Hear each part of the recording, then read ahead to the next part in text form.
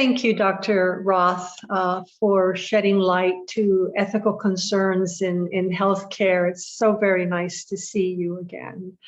And I know that you wanted to share your thoughts about a new research project that you are engaging in, that you're developing, that you want to reach out to psychotherapists and psychologists. I don't know if you would like to share about that today. Please unmute. Dr. Roth, you are muted. I cannot hear.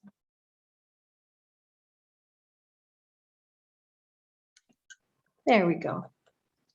So maybe there are some questions or?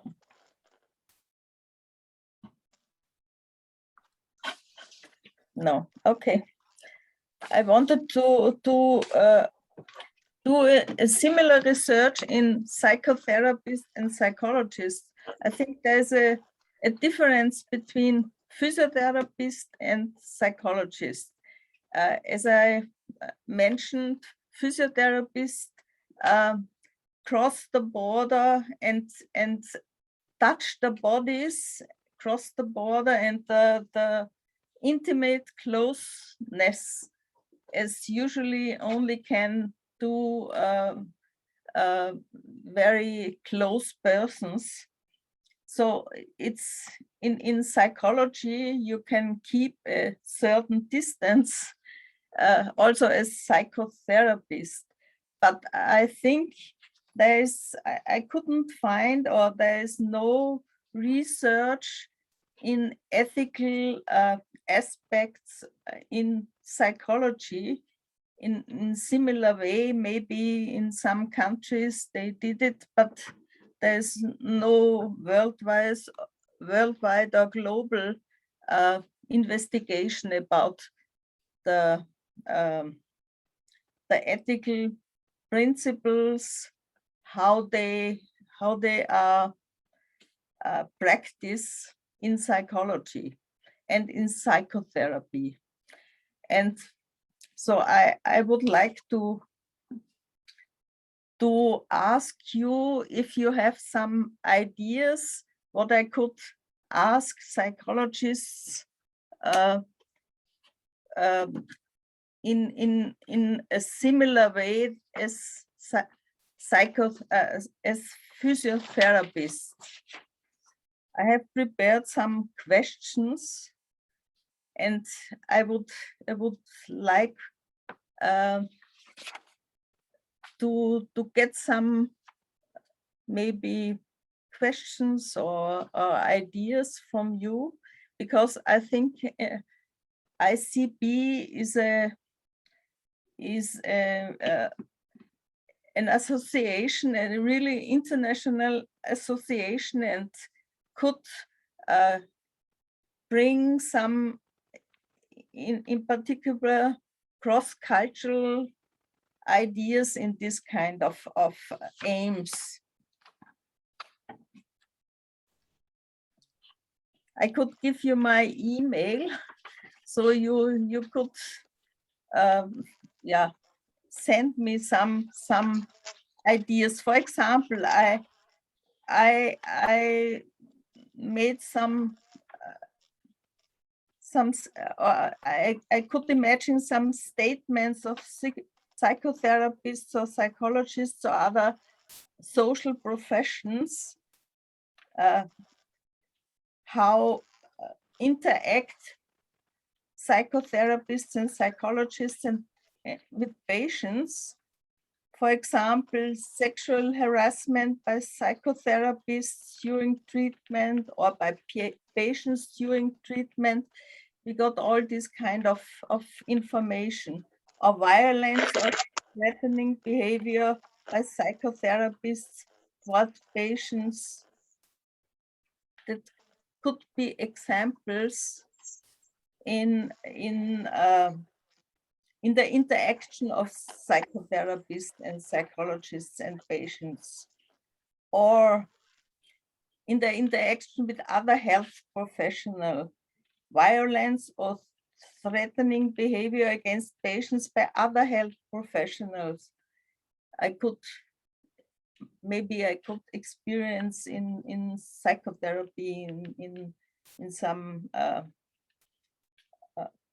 treatment, or other health professionals seeking financial or other benefit from referring patients to psychotherapists or psychologists, or inappropriate, insulting, or offending behavior among colleagues on social media.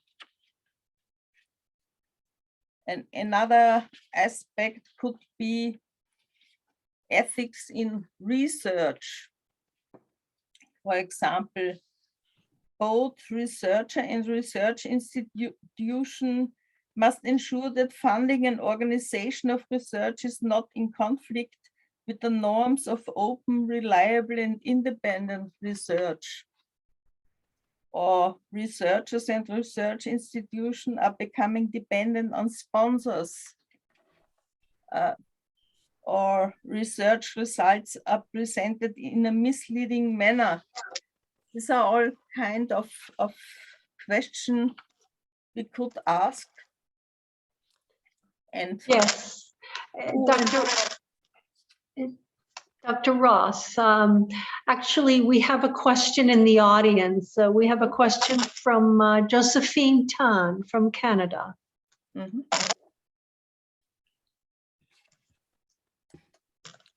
Thank you very much, Dr. Roth. I really enjoyed your presentation, and I think you're working in a very, very important area. And I think that there isn't a lot of information on, I think, a couple of areas with regards to ethics and, psychologists. The first thing I'm thinking about is psychologists who are academics working in universities. And we are training, we are teaching students. Our students are involved in social media. And sometimes, we come across, other students coming maybe to tell the prof that, oh, another student wrote something inappropriate or misrepresented themselves in social media. How do you handle that? Or if faculty members themselves are on social media in their personal life, then they come across something that they see about a student that is inappropriately portrayed in the social media, then it becomes really kind of difficult about how do you handle that? Should you handle that? Then it becomes an ethical dilemma. So I think research in this kind of area would be so important to sort of offer a guide for academics how to handle something like that. Then the other piece I'm thinking about is the cultural competency piece in clinical practice is very, very important and getting more important in our, global world.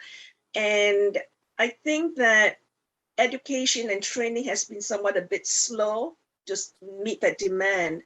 So I'm kind of interested in seeing what are people's therapist experiences when they are working with with a client from another cultural group, and they haven't received, where they feel they have not received sufficient training.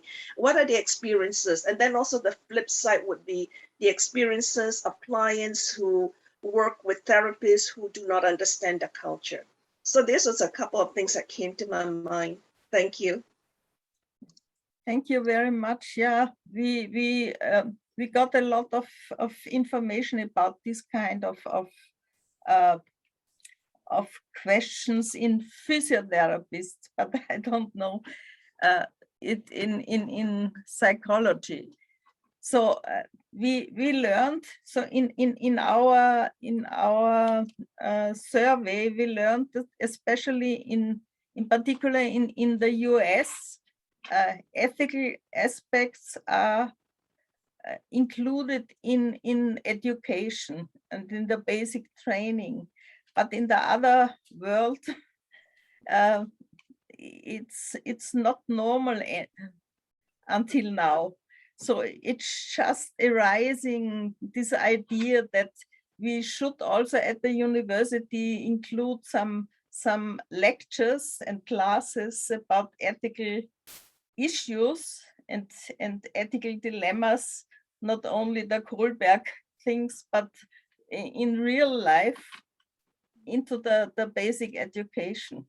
And I think the internet and this kind of issues are quite new and are very important, just to try to find some approaches how to handle it. Thank you. So much. Thank you, Dr. Roth. We have a question from Polly from Amsterdam. Polly, please unmute. Thank you so much, Dr. Ross.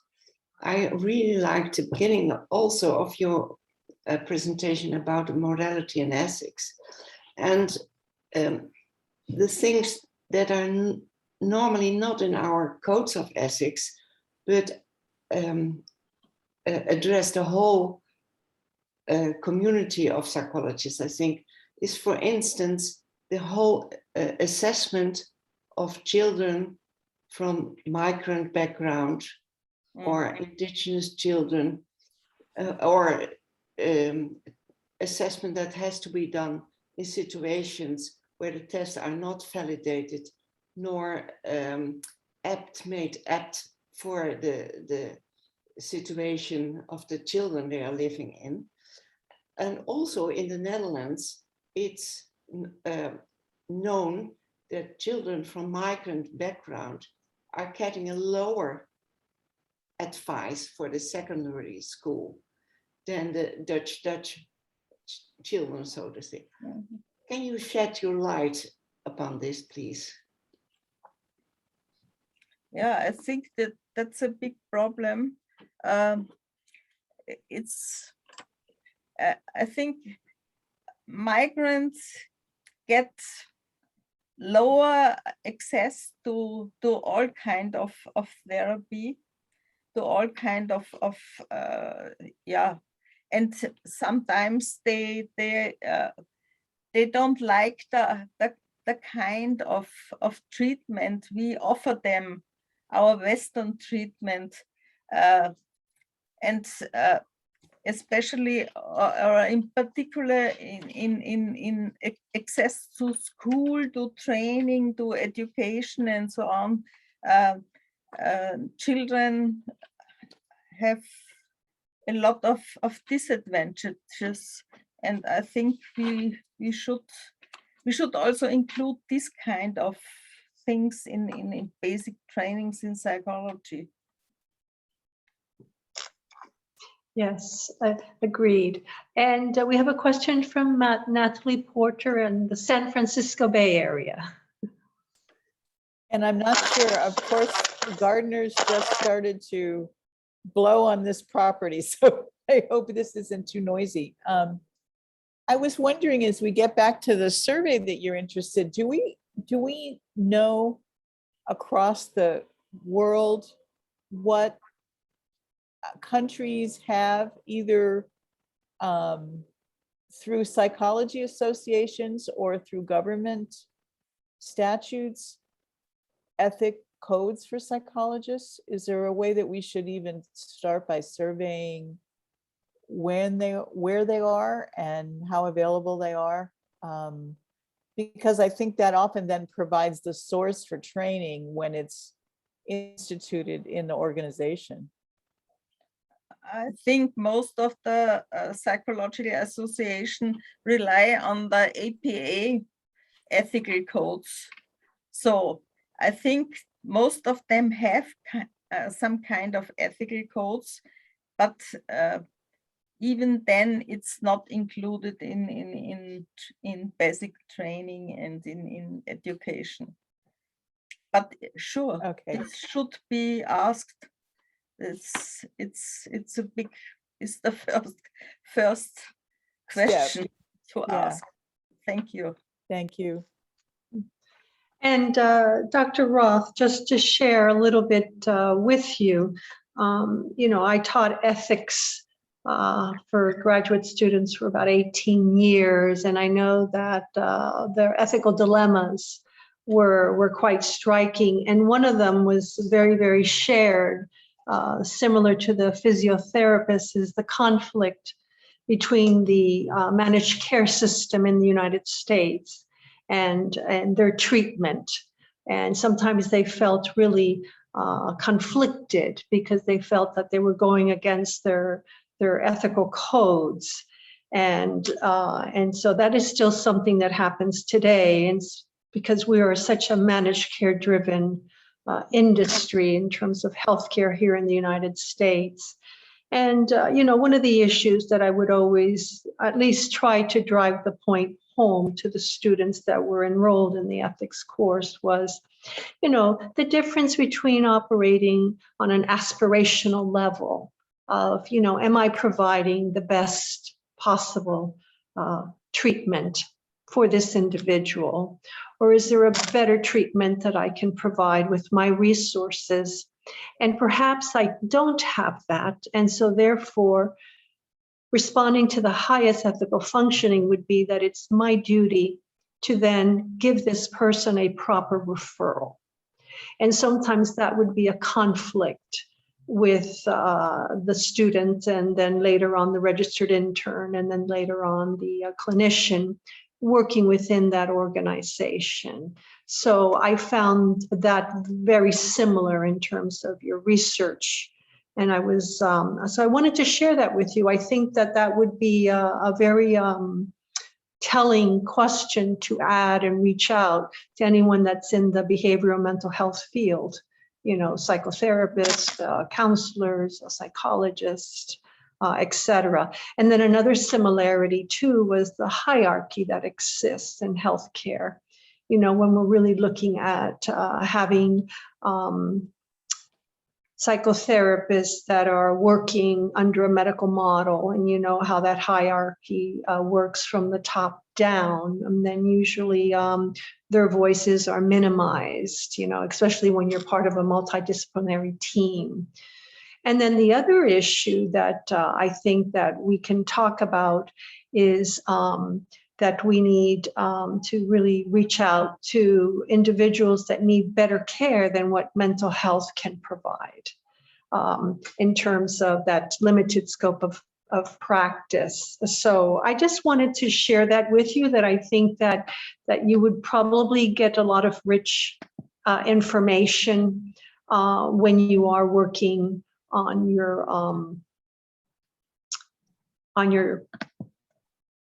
your research for psychotherapists, psychologists, anyone that's in the field. I just wanted to put that out. Okay. We have just maybe, we're good on time. Okay, all right. I want to make sure that we're okay on time. All right. Thank you. So I don't know what your thoughts were, or if anybody else in the audience has thoughts on that. Thank you for this. We did in physiotherapy also a kind of qualitative research. So we asked them, they can tell us some experiences they had in daily life, in daily ethics, and we got a lot of interesting answers, especially in areas where that were insecure, and sometimes brutalities of wars and so on occurs. So they sometimes the providers are under an enormous pressure, because they cannot treat the patients as it is necessary, because they are also under existentially threat. So I think it's also important to collect qualitative data, not only answering a questionnaire in this area. Agreed. And also, I noticed that in your survey, the majority of physiotherapists were female. They identified as female, which I thought was very interesting in terms of the sexual harassment, you know, the potential assault that they could be faced with, I'm assuming working primarily with male patients in that sense. So I thought that that was also very, very interesting because the work is so intimate. And also when you are treating someone that requires physical touch, you know, that person is also going through a lot of pain, you know, as you're, because everyone thinks physiotherapist is not painful, but it's very painful. I've had 2 years of it and some surgeries that I've had to have. So I felt that I knew that I was going to the physiotherapist, and I knew that he was going to heal me, but I knew that it was going to be very painful for that session. And so there was almost like this bonding that I know that what he's doing, and he would even apologize at the beginning. He goes, I know this is going to be painful. So I felt that it was an extremely professional, intimate bonding that I had with my male physiotherapist. I thought that was very, very interesting. So I could almost see that. So that would be a curious qualitative data that one could collect on that. We made another survey in physiotherapy and asked them what they didn't like. And they told us that the smell, the odor of the patients could be very, very offending. And they get a lot of sexual, how to say, the bonding between the physiotherapist and the patients is very close, and they get even marriage Proposals.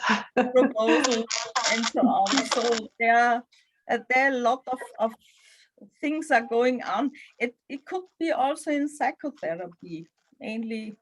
So the this kind of very close bonding and yeah. And in psychotherapy, we would call that the transference and the countertransference, you know, transference, natural. But then it would rely on the mental well-being of the clinician to really handle a very positive countertransference, rather than say, absolutely, I will accept your proposal, or the proposal of, you know, let's go have coffee afterwards. So I think that that's where the ethical trainings is important. I know that in the state of Florida, United States, where I live, you know, we have, there's a law that says that one can date a former client as long as you close the case and wait 2 years. But in most of your ethical code, it's, you know, once a client, always a client, forever and ever and ever. And so another distinction, I think, in part of training would be to teach students and anyone in the healthcare profession to be able to engage in critical thinking and think, is this situation ethical, or is this situation unethical? And come up with some type of a template first. I think that that would be the mandatory section in the Code of Ethics, is to learn your basic codes according to your state or province or the region that you reside, if there's regulation on that. And then, of course, as you graduate developmentally as a professional, to then operate on the aspirational level. But I see that we have a question in the chat, and that is Mary Bullock. Mary Bullock, are you from Estonia, calling from Estonia, or? No, I'm calling from Colorado. Thank you. Oh, Colorado, United States. I wanted to comment on the cross-cultural and international question of where do ethics codes stand internationally. And I don't know if you are all aware that a number of years ago, the major international organizations endorsed the universal principles of, or the Declaration of Universal Principles of Ethics for Psychologists. And this is a very broad-based document that does not talk about ethics codes, but it talks about the principles that would underlie any code of ethics. And since then, there has been a fairly robust movement across many psychology associations around the world to build their own codes of ethics that are culturally adapted. So I think earlier you said that most countries use the APA code. I think that's changed quite a bit.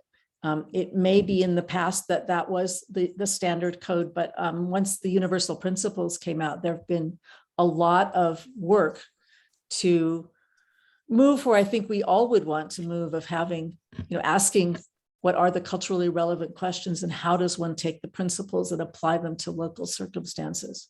Mm. And if I can do it quickly, I will put a link to that in the chat box. Okay, great, thank you. In physiotherapy, the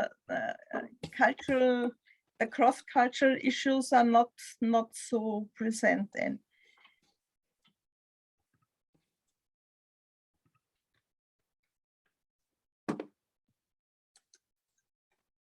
Well, then that sounds like an aspirational goal that perhaps together as a group we could work on from a global perspective. Right.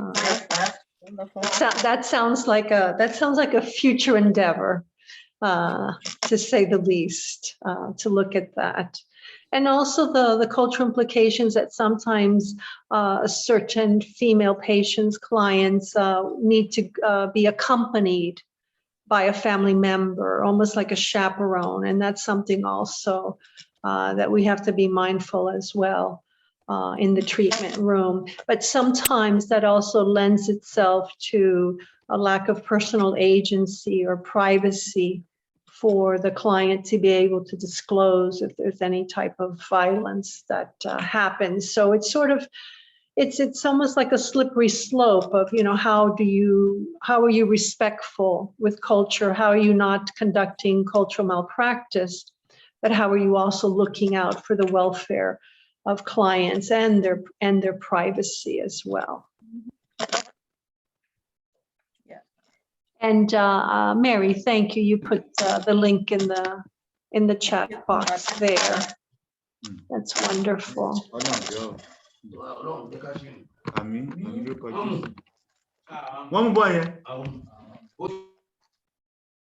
I don't know if we have any other closing comments before we're going to end this wonderful award talk.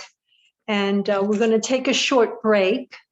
And then we're looking forward to Polly at 12:15 on decolonizing psychology. But I just wanted to, first of all, thank Dr. Roth for your time and your dedication and your passion for this subject. And we really look forward to your future research for the field of psychology. So thank you, and thank you all for your questions and for your participation today. Thank you so much.